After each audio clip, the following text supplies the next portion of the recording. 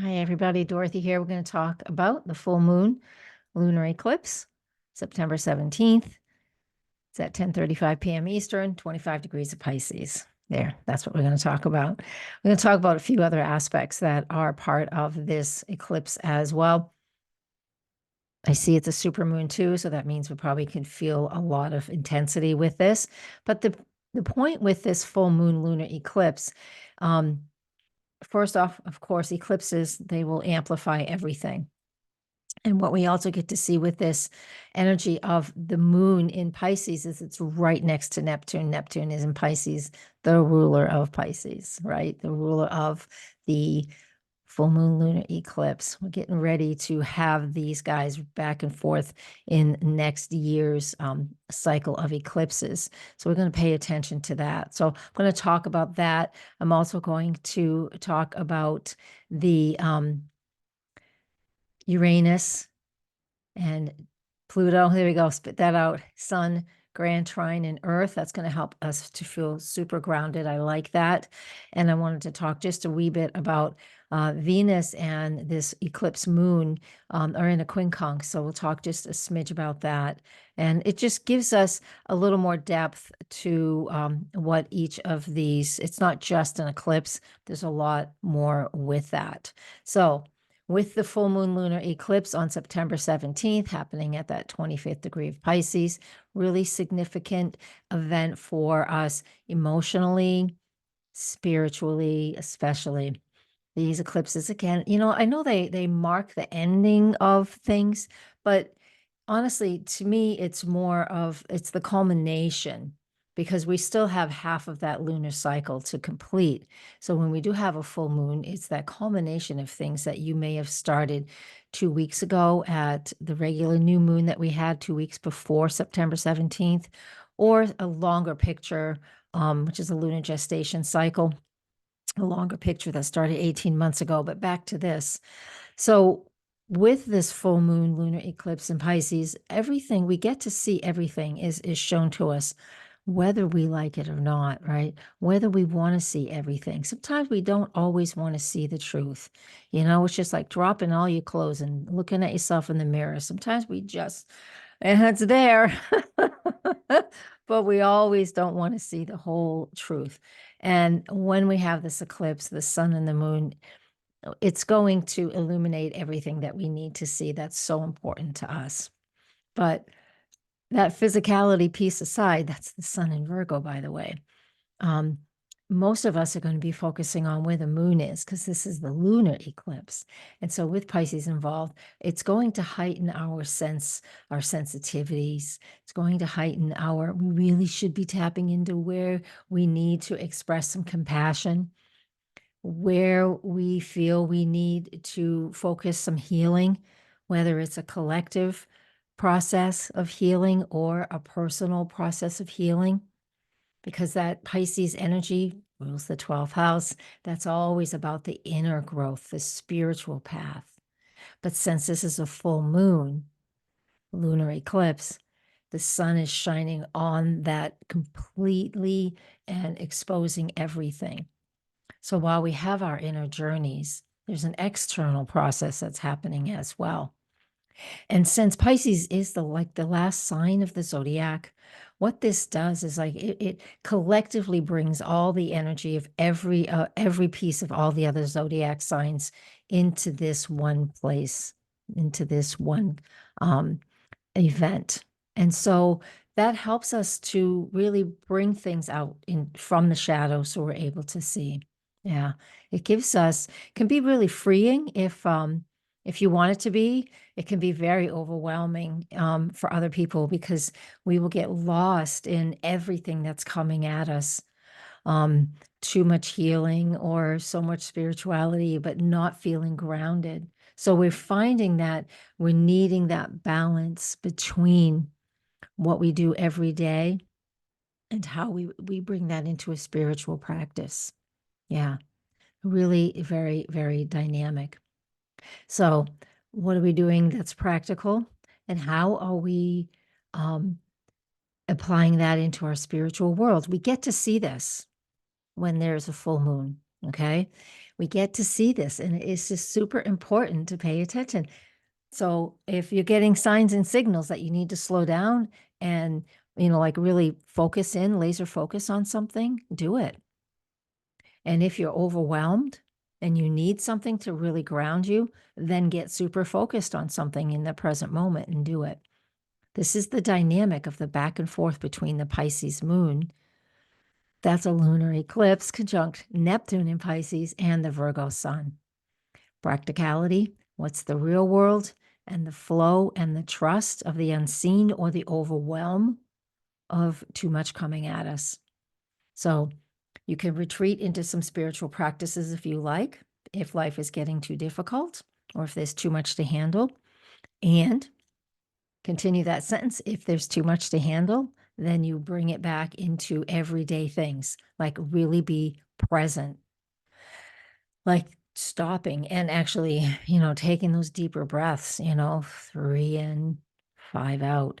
So you're right, very present. And that's going to be something that's really important. I feel that with Neptune involved, it can create so much overwhelm for so many people, so much emotion for so many people that is just going to be hard to see the truth. And again, the way we see the truth is we just kind of reel it in to what's going on here and now. And that is like the biggest piece of what this eclipse is about. Now, pardon me. We also have, I mentioned in the beginning, we have Venus making a hard aspect. And I guess I wanted to focus on that just momentarily because it happens just a couple hours before the eclipse. And so to me, as aspects are coming together, they're applying, that means the energy is building and building. The relationships will be in a spotlight right here. Jupiter is making a nice trine aspect to that Venus as well. But yeah, there it is. It's a separating aspect here and it's a applying aspect here. And so the energy of that, what that tells me is relationships are in a spotlight right now because of that quincunx aspect. And that quincunx aspect creates stress and tension. And whether it's a partner, a colleague, a close friend, anybody that you have this one-to-one dynamic with, excuse me, it's going to amplify those feelings. The reason is because we've got all that Pisces stuff going on. It's going to amplify how we feel, whether we feel just in love and just blinded by that, or we're confused by what the relationship really is. This connection between Venus and the moon can help us to all of a sudden recognize something, like the spell is broken, if you will. And all of a sudden we're seeing this relationship for what it truly is. That is something that can happen for some of us. If your relationship is stable and harmonious, you might not even notice this. And if it's stable and harmonious, you might be support for somebody else who doesn't have that. Okay, so that's just a side note, but this is all happening during the eclipse. Okay, and then we got to see where all of these things happen in our own charts. And that's where personal private sessions come in. And I do those too if you need. Next in the mix, I wanted to add, let me grab my notes here. I wanted to look at, the Earth trine. Yeah, I remember talking about that too. Here it is. That big trine in Earth. That's really comfortable. That's good.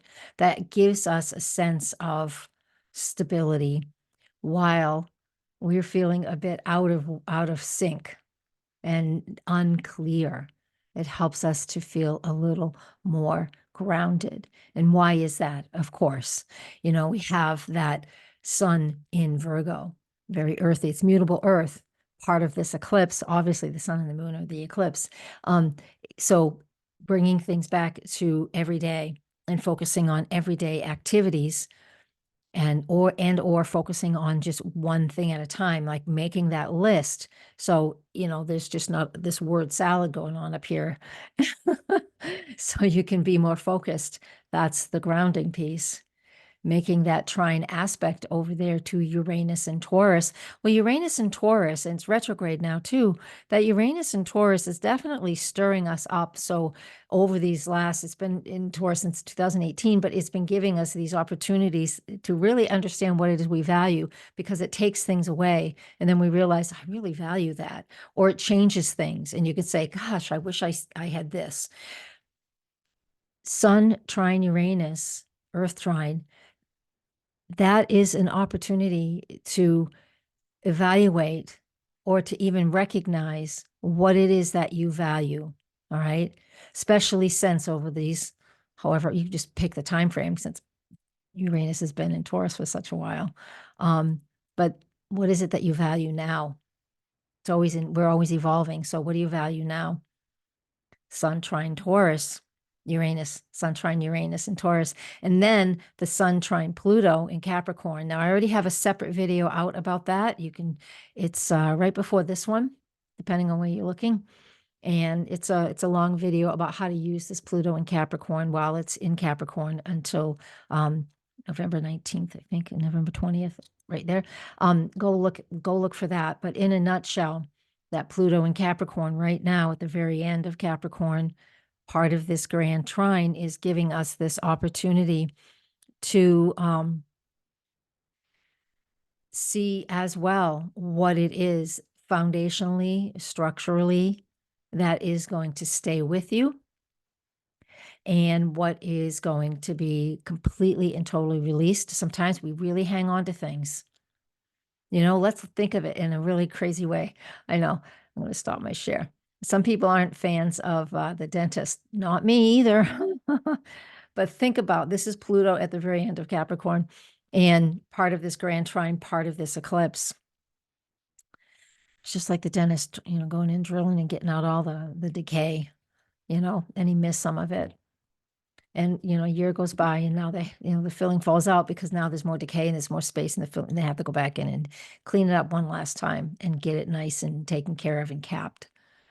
That's where we're at. We're just finishing up and taking out just a little bit of what's left that isn't part of future, isn't part of where we're going after Pluto leaves Capricorn. And I talk about this right now just because, actually I can share my screen again. I mean, I am talking about this now because it's just so important. Because look at, there's this little kite right here, and it's all with Neptune. It's with this eclipse, with this moon. So this is not, these extra pieces I just gave you is not separate from the eclipse. It is all part of the eclipse. It's the big picture. So I'm not just talking about the moon, the full moon eclipse in Pisces, and us connecting to spirituality and trying to see things clearly and bringing dreams into reality and the apex of that. It is that, but it's also the other things I've just said. And I've got this written out, excuse me, paragraph by paragraph on my blog. I'll get that up as soon as I can. I keep saying that, and I don't know when I'll get it up, but I will within a few days of this video going out. And so we have all of those things happening all simultaneously. So don't let this slip by. I'm going to stop my share now. Don't let things slip by that you feel you need to do something with this eclipse, and as we're moving with the rest of the time with Pluto in Capricorn and all these other things we've just talked about, because it gives us that opportunity for, during this eclipse, potent time for emotional release, spiritual growth, finding the balance between what you want, what you have, and your everyday life, right? So in this moment, as the things that are working and the things that are not working, we absolutely need to take that time, that spiritual time, that meditation time, Pisces, the eclipse, full moon eclipse in Pisces, and take that time to tap into what our flow is, tap into our higher selves, tap into spirit. And when we do that, it will help us with direction. And then we bring that back and we come out of our meditations or prayer or whatever you want. You can do this by being very creative too. If you can get unplugged by being creative, by singing, humming, listening to music, meditating, yoga, things like that, And then you come back to reality. You come back to what the everyday life really is about and the choices and decisions we have to make, and you'll come back clearer. So we can trust that journey if you do this process by what does spirit want? Where am I moving? How am I moving forward? Am I carrying too much? What little bit left of decay that I need to get rid of so I can be healthy and moving forward? It doesn't have to be everything in your life. It can just be one little thing that really needs that big change. And how do you find that? You look at where these planets are in your own astrology. And I know that's far beyond a lot of people that like to listen to this. So don't worry about that if that doesn't make any sense to you. It's a chance for us to heal, a chance for us to grow. It's a chance for us to follow the path that's in front of us. So we're able to really connect with our higher selves and with our everyday lives, because that's why we're here too, to experience this human experience. Okay, I rambled a lot. That's where it's just coming from. The written blog, it's 1,000 words or so. I'll have that up shortly. Thank you guys. And especially once this gets to YouTube, it's on Patreon first. Come and join me there. You can support me there. And it gets an advance launch on YouTube. So you can enjoy that membership if you like. It's just how you can support me. This is my profession, and I would love you to support me if you could. And if you can't do it that way, just commenting and liking and subscribing is what we need. Blessings, everybody. That's a little commercial right there. Namaste.